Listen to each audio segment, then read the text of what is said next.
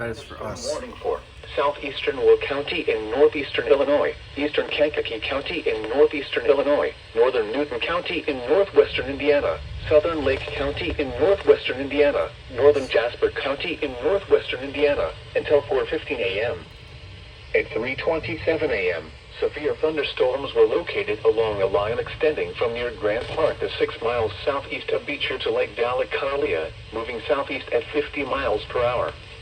Hazard, 60 miles per hour wind gusts.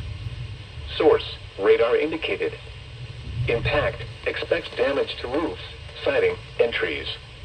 Locations impacted include Thayer, Simava Resorts, Rose Lawn, Mount Ayr, Stoutsburg, Moments, Lamont, Fair Oaks, Hopkins Park, Lowell, Schneider, Shelby, Grand Park, Lake Village, Lake Dalecarlia, and Rensselaer.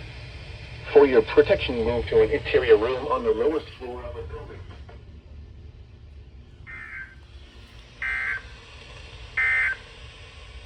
The following is a flood advisory.